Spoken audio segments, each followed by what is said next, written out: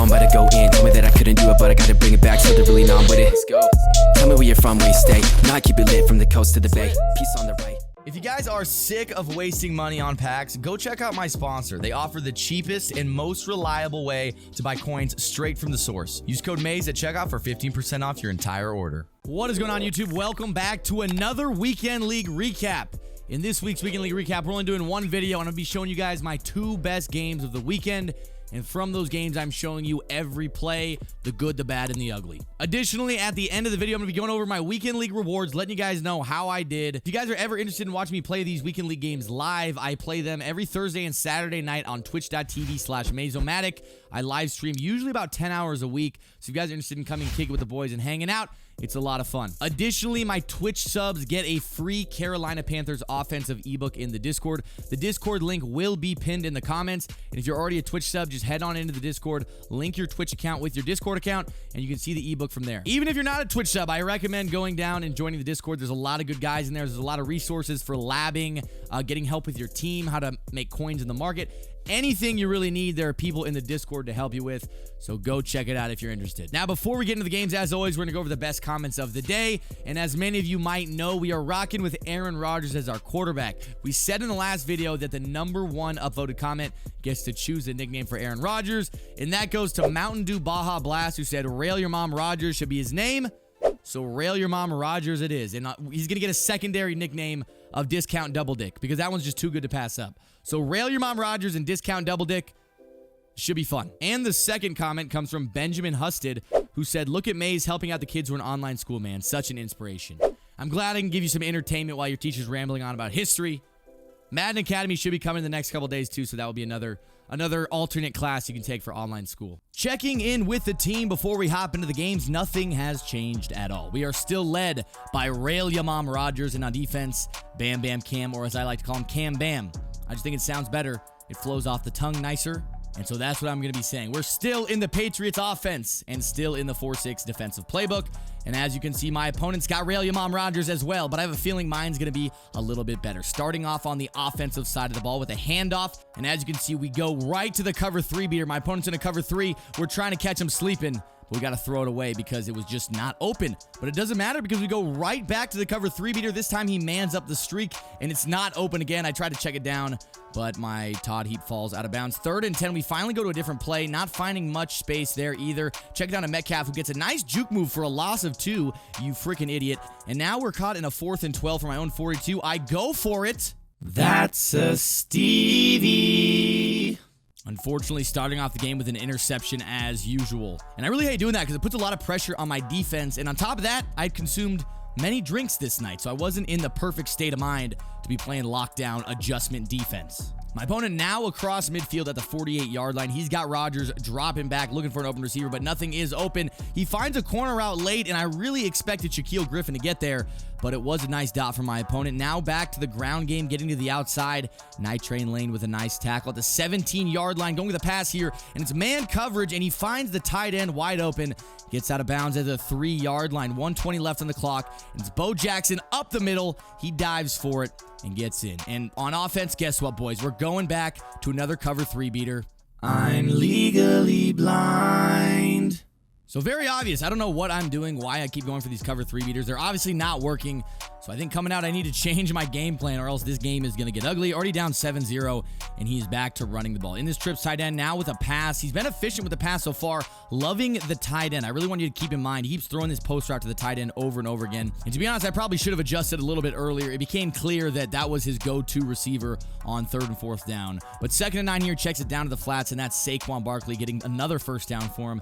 Now to the 31. He's in I-form close, handing it off to Saquon once again. And I can tell this guy's sweaty. This guy is, he's alternating between running and passing quite a bit. He's got very nice route combos. He passes when he needs to. And I can tell this is going to be a sweaty game. Now at the 5, and we're shooting the gaps, baby. It becomes pretty obvious that most people are just going to run the ball inside the 10. So you got to get some good run defense. Something I obviously don't have there as he gashes us for another touchdown. Now 14-0. And keep in mind, this guy gets the ball to start the second half. So on this drive, I need to laser with Rodgers, go down, get 7, and cut the lead to 7 points. Because a 1-possession game is doable. If you're down 2 possessions and he gets ball in the second half, it's not a good sign. 14-0 here. We are going back to the run game. Reggie Bush has been having success success from this 5-6 trap. 2nd and 4, another pass. And as you can tell, we are no longer taking the cover 3 beater shots. I think I learned my lesson, and we have been kind of throwing it underneath because that's what he's been giving us. Now 1st and 10, another dot over the middle. That's Tyreek Hill going to pick up about 5. We got 1:30 left in the first half. Another run here to Reggie Bush is going to bring up a 3rd and short.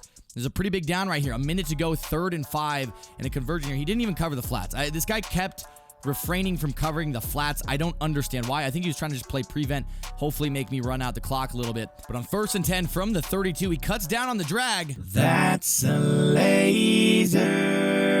That dot from Undefeated Rodgers gets us to the 1-yard line where Mac Strong gets in there. Mac truck, baby. And that was the touchdown we needed. Now cut the lead down to 7. There's 45 seconds left on the clock. And he's running this little glitch play. The PA boot over. And Darren Waller makes the catch. It hurts my heart to see Darren Waller on the other team making nice catches. And it's obvious he's the number 1 target as he throws a Darren Waller again on the post route. 20 seconds to go. 2nd and 1 here at the 46. He only needs a few more yards, and I didn't get my adjustments off. Saquon Barkley catches one in the flats, gets him to the 36. Now, this guy didn't have the best kicker, so I don't think he's in field goal range yet, as he's looking for another dot. And with 10 seconds left, he finds that late corner route again, gets to the 4-yard line, and he has one opportunity with 1 timeout to get a touchdown. He tries to throw it, and Darren Waller not able to come down with it, and it causes him to kick the 3 points. So that was a pretty big stop. 7 points there would have been pretty devastating, but we are still down 2 possessions nonetheless. Down 10 points in the second half now. It is his ball. He's coming out in strong close here. A play action to Saquon, looking for an open receiver, and he finds Darren Waller, but again, he pass-led it up. That was just a mistake on his end. If he would have pass-led that down, that would have been a dot, but on 3rd and 6, another low ball from him. Going to bring up a 4th and 4. This is a big 4th down here. We need to get this stop. Everything looks to be covered. He throws it right at my user. I got cheated. That's bullshit. There's no way that should not be a pick, especially on 4th down. In a game like this, we needed the stop there. And the very next play, he throws it back to that post.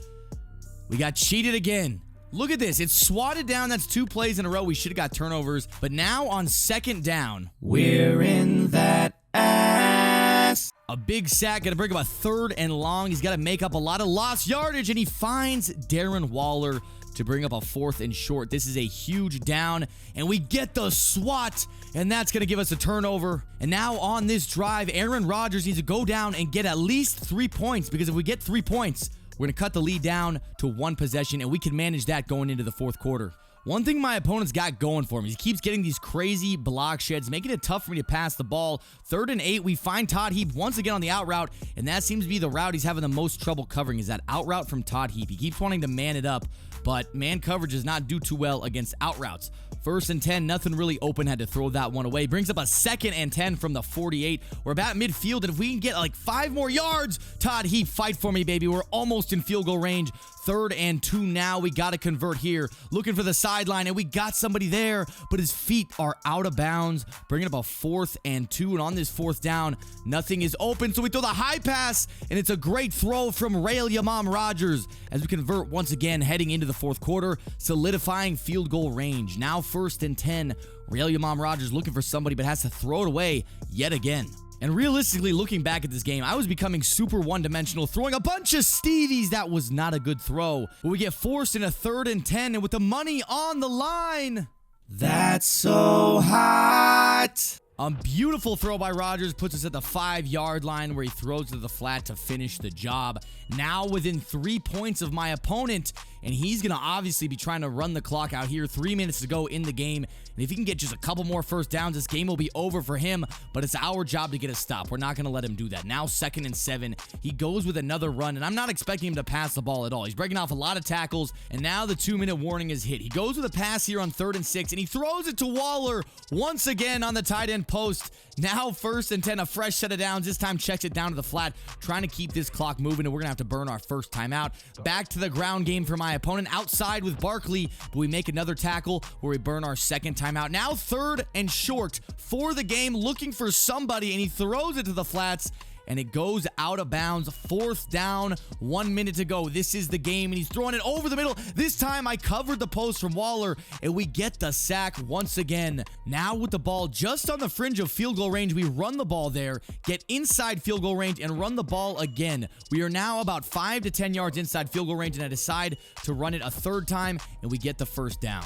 Now, with a little bit of breathing room, I decide to go with the pass. I drop back really far. He gets another shed and sacks us. Can I kick a field goal from 41? With Janikowski, I have the best kicker. Can I? No field goal 41. Oh, no. No. Okay. No. Okay. So the chat let me know that we cannot kick a field goal from the 41. So game on the line, no timeouts. We got to get out of bounds and get in field goal range. That's a laser. Rail Yamam Rodgers in the clutch delivers a strike to the 17-yard line. And as time expires, we kick the field goal now in overtime. We are starting with the ball, but I'm going to be honest, the offense has been struggling this game. The defense is where we've been kind of making our money here. So we've been running the ball here, playing it safe. Reggie Bush getting not much. 2nd and 7 here at midfield. Down to Reggie Bush in the flats once again. And the one thing I've just been getting bailed out on is this guy's not covering the flats. He keeps wanting to take away the deep routes, but that leaves the flats wide open.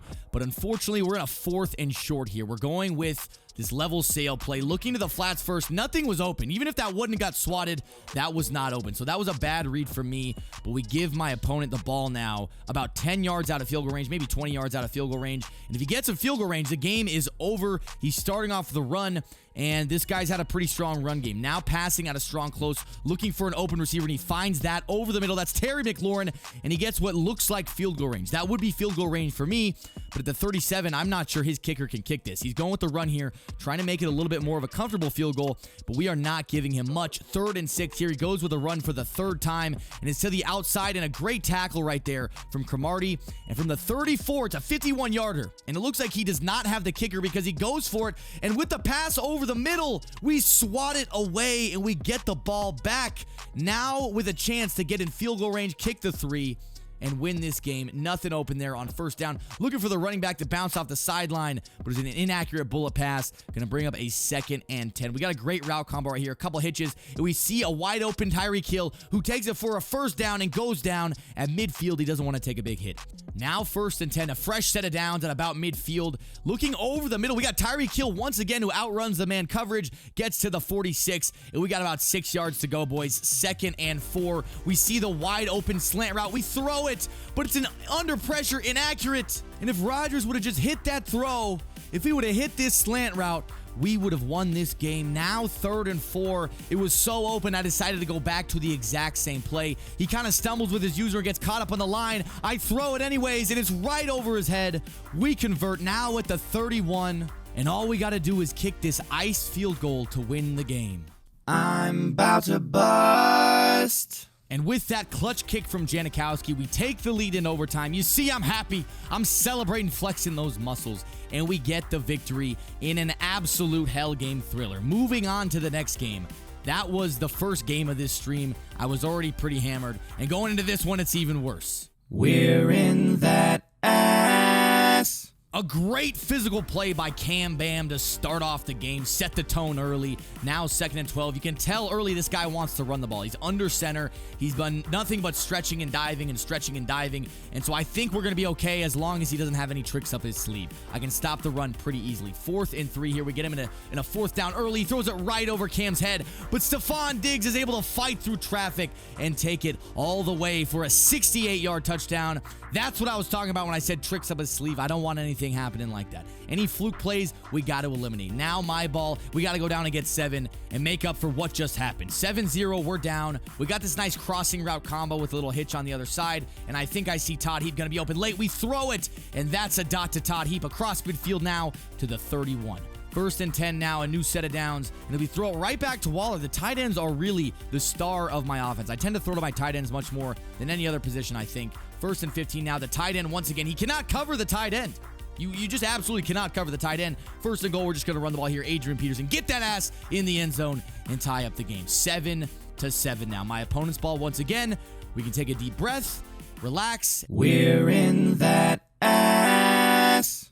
In his ass once again, 2nd and 18 after the big sack, and he's going to go back to the run game. Adrian Peterson fighting for extra yards, makes it a 3rd and long, a 3rd and 15. If he can get any yards here, that will be good for him and make it a 4th and manageable. But unfortunately for him, he gets sacked, and it's going to be a 4th and long. He still decides to go for it, and he throws it over the middle, breaks like 3 or 4 tackles, and Andre Johnson goes down just before the marker, and we get the turnover. So our ball now, tie game, 7-7. We throw it over the middle. That's our Adrian Peterson who's fighting for yards this time to the 22-yard line. And from here, we're already in field goal range. My goal is to just not turn the ball over, get at least 3. If we can do that, we'll be okay. That was a little bit of a risky throw. Looking back, I probably shouldn't have done that. I probably should have just ran the ball here. And now first goal, we're passing once again, and nothing is open. Aaron Rodgers going to have to throw that one away. Almost took a big sack. That would have been devastating. Now at the 9-yard line, back to Adrian Peterson. Not much on the ground, and it's going to bring a 3rd and goal from the 6. And this is probably the most difficult place on the field to score, and I always struggle here. Maybe could have thrown the running back route, but I didn't want to take the chance. I end up throwing the ball away, taking the 3 points, capitalizing off the turnover. You know, I at least wanted to get 3. We do that, and now we can play defense once again. He's back on the ground with Adrian Peterson with only 2 minutes left in the half. And you can tell this guy really didn't want to go away from the ground game. He really wanted to keep running the ball despite the clock running down. 1:30 here. Now 3rd and long. He's going to have to pass it here. A run would just be idiotic here. And he goes with 2 slants on the field.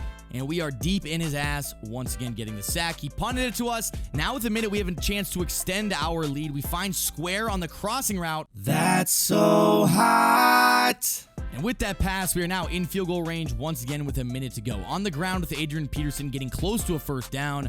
Down to the 18-yard line. Again, just do not turn this ball over. I believe we're the ones getting the ball to start the second half. So anything here needs to be safe. We need to be safe, safe, safe. Don't make any mistakes. That is not safe. That is the opposite of safe. That was a very stupid throw. And on 2nd and goal, we go back with another very stupid throw. We're getting very lucky. These are bad passes. I should not be doing this. And on 3rd and goal, we check it underneath. Chad gets absolutely rocked, but he hangs onto the rock, and we're able to kick our 3 points. Extending our lead now. He only has 7 points. We got 13. We're up 6. And now as we start the second half, we're going with our trusty old cover 3 beater. That's a laser. An absolutely beautiful throw from Raelyamam Rodgers. That's going to extend our lead to 7-19, and we're going for 2 here. Unable to get it, though, as Sam Mills swoops underneath, intercepts it, and takes it back the other way. If you guys have never seen this happen, if somebody returns your 2-point conversion, they get 2 points of their own. So we could have been up 20 or 21-7, and instead now we're only up 19-9, only 10 points, and it's his ball. So he goes down and gets 3 points. It's now a 1-possession ball game again, and that is obviously not ideal. On 1st down, he tried to run the ball. We stopped him for a loss of 4, and on 2nd and 14, he goes with this screen, and everybody just gets pancaked, and he's juking all over the place, juking all over my face, and he gets a monstrous gain out to midfield at the 46-yard line, and where Adrian Peterson takes over once again. He reaches for it for another fresh set down. 2nd and inches. He came up just short, actually, but he gets the ball right back and converts on 2nd down. So you guys can tell this guy's entire offense was throwing to the running back, whether it was Dalvin Cook, whether it's Adrian Peterson. Dalvin Cook on the screen there gets to the outside, and everybody's diving and missing, and that's going to be a 41 touchdown. Obviously, we're not playing very good defense on the screen there, and he cuts the lead to 3 points. So it's our ball again, but now we actually got to work for these yards. We had a 2-possession lead, and we go for this cover 3 beater. It's not there. It might have been open, but we end up getting sacked. He's in my ass this time, and you guys can see we're going for a cover 3 beater once again. It's not even a cover 3. It's not even close to a cover 3. And so nothing is open. We end up finally finding the out route on 3rd and 23. We actually get a big chunk of yardage, makes it a 4th and 7, which is very manageable. We go with this high-low read from our tight end and slant. We end up throwing the tight end late, and he dives for it. Todd Heap is definitely on steroids, but he makes a great catch, and I'm okay with it. 16-19, 4 seconds left in the 3rd quarter. And this time we find DeAndre Hopkins on the deep crosser, dives and makes a catch on the sideline, giving us the ball at the 31 starting the 4th quarter. So we're up by 3. We got the ball in striking distance. We're moving down. I want to get 7 here, but if I'm too aggressive, I could turn the ball over and ruin everything. We force a pass right there. I thought Tyreek Hill had him beat, but that was obviously not the case. We get lucky now, fighting on a 3rd and 8, and thankfully didn't turn the ball over there. And on 3rd and 8, he just doesn't cover the hard flats. I think I quick hiked him a little bit, so he wasn't able to get his defense completely set up. Now, at the 20, we hand the ball off. We're chewing this clock down. If I can get 7, this game is as good as over. 2nd and 9 here. We got an out route smoke screen combo on the left side, and we low ball it. That man's on steroids. That's Todd Heap. who makes a great catch at the 9-yard line. And from there, we are going to run the ball. That's Reggie Bush getting up and into the end zone. So that, in my head, pretty much solidified the game. I kind of stopped paying attention. I started reading chat a lot. I'm up, 10 points with about 2 minutes left in the game. I'm just going to play some prevent defense, make him run out the clock. This dude is just running the ball. I think he knows the game's over. I know the game's over. But he gets a huge chunk of yardage there. And now at the 21-yard line with only a minute to go, he's about to score, and he hasn't even used any of his timeouts. 1st and 15 here. He throws a slant over the middle, and just somehow everybody misses their hit sticks. I don't know how, but he ends up getting in the end zone very quickly. And with 50 seconds left, he barely misses the onside kick. But me being a drunk idiot and thinking this game is pretty much done, I'm like, you know what? I'm going to pass the ball. I don't care. I had the out route. I didn't throw it. This time we throw that was manned up on something else. I have no idea how that guy played that ball. He was manned up on the other post, and he dove and defended this one. We see the post once again, unable to throw it, though, and throw the ball away. So we're not making him burn any timeouts. Now 3rd and 10, I'm finally like, yo, I got to get this guy to burn at least one of his timeouts. We run the ball, and on 4th and 8, we decide to go for it. This is not the smartest idea. We throw the out route, but it's just not deep enough. We don't convert, and with 30 seconds left and 2 timeouts, we give him an opportunity to go down and not only tie the game, but he can go down and win this game right now. He throws to his flats, and Adrian Peterson stays in bounds, which is solid. Now at the 45-yard line, about 20 seconds to go, he hands off the ball once again, but that's Cam Chancellor in the backfield making a huge tackle, and with 1 timeout, he's got 10 seconds to go. He throws the low ball slant and calls his timeout, and with 6 seconds left, he is in field goal range. That is a 53-yard field goal, and he drills it, tying the game, bringing the game to overtime. Now, in this overtime, he is starting out with the ball, something that's not ideal because anything can happen. Any play, Adrian Peterson can take it for a 75-yard touchdown.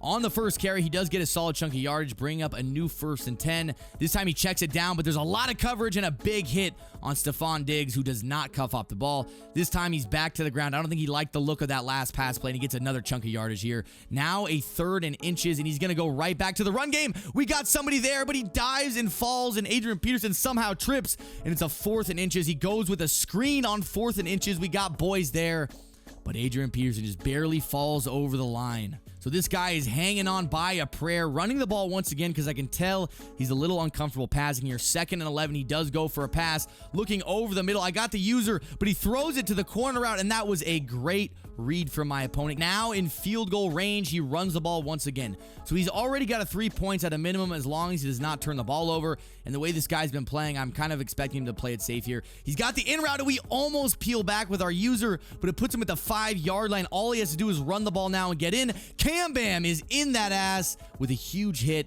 Gonna bring up a 2nd and goal from the 7. He's running the ball once again. Cam barely misses the tackle, but we got a guy there. That's 55. Makes a game-saving tackle. Now 3rd and goal. He goes for a pass. Not much is open. He tries to run with Culpepper. We put a spy out. We get the sack. So now 4th and goal. He decides to settle for 3, and now the pressure's on the offense. But I got a good feeling we're going to go down. We're going to get 7 and end this game. We're starting it off with a cover 3 beater, and it looks like he's in a cover 3. That's a laser. About to take those cheeks. So due to being very drunk, we lost quite a few games at the very end of Weekend League on that last stream on Saturday night, and we got 19 wins and just got bumped out of top 100. Honestly, though, this weekend, if you guys are going to stop by the stream, I am going to drink very lightly so that I can keep the mind sharp and get top 100 again, because I feel like some of those games I was playing absolute bots and just throwing interception after interception. But we got 19 wins, 300 trophies, and 50,000 coins, as well as all the packs. And to be honest, the top 100 rewards aren't really that much better than the 19 win rewards, because I've gotten both now, and honestly, you get like 1 extra touchdown pack and like an 85 plus pack or something like that. But you still get 2 Hail Mary packs, 2 midfields, 2 red zones, and 2 touchdowns. And I think all you get extra actually is like the 86 or 85 plus pack. So the rewards really aren't that much better, but we are going to start with our Hail Mary packs. And we got 2 of them, and usually, obviously, these are just, I just kind of talk over these because they're almost always just silver. And hey, we actually got Clellan Farrell, a Raider player. We got a Raider player in the first Hail Mary pack, so that might be a good sign. There's a new Darren Waller Team of the Week out, and if I can get him, that might be kind of cool. Deshaun Watson, 84 overall. Geez, these Hail Mary packs, actually, I've never gotten 2 elites and 2 Hail Mary packs. Moving on to the midfield packs, and these are also not my favorite. Honestly, none of the packs. Oh! Dude, these packs might be juiced this week. It's 91 Micah Hyde. Now, obviously, he's not the best player in the game, but that's a redux out of a midfield pack. that is a phenomenal pull. Even for training value alone, that's a great pull. So far, rewards starting off hot. We've got an elite in every pack, and we're hopefully going to continue the momentum here, getting into our next midfield pack. If we can get anything over an 80, I'll be happy. Just because these packs... Oh, 88 Herbert, dude. 84 Lane Johnson. Okay, packs are juiced right now. I don't know what's going on. Packs are juiced right now. I'm into it. Red zone packs are next. Let's keep the momentum going, baby. These go for 25,000 coins versus the 10,000 for the midfields. So these are going to be even better. Starting off with a Hunter Henry. Namdi, power up. And what is this? This has got to be a 90. 89. Ndamukong Suh. Guys, the packs are hot. This is going to be the 1 week I think I come out on top. This is my week, baby. On to the next red zone pack. This is my week. Raiders got a dub against the Jets as well in the final seconds. And now it's time for me to pull out my Hail Mary. 85 Chris Cooley. Not that great from this red zone pack. Finally, we have 2 touchdown packs. Now, these are the ones that make or break you because the quick sell value is 50K. So I would be getting 100,000 coins if I didn't pull the packs. So whatever's in these packs better be worth it. 88 Leroy Selman. I believe that's the new right end that just got released. And an 87 George Kittle. Now, while these look like good pulls, the market is extremely low right now. So I doubt these go for much. This probably goes for about 15K. Probably goes for about 15K as well. So we didn't take a total L, but we probably lost out on some coins as we open our final touchdown pack. This is the one. I have a good feeling we're going to get some heat in here. I got a good feeling. I got some good authority. If we get... Okay, wait. 3 elites in a row. 84, 81. They're getting higher every time. Let's get another final. Okay, this is not an elite, though. 79. Okay, so the last one was kind of ass. But overall, the packs were in a total L. For 19 wins, I probably came out with around, like, 300K. It's not the greatest. Packs this year have been pretty ass. I feel like overall they kind of nerfed weekend league rewards. I don't really know why they do that, but thankfully I'm not in need of coins too bad. But if you guys enjoyed the video, enjoyed this version of weekend league recap, please leave a like down below. Don't forget to subscribe to the channel if you're new. I will hopefully be seeing you guys in the live stream on Thursday, and expect a Madden Academy video either out tomorrow or Thursday morning. Now I'm on the outside.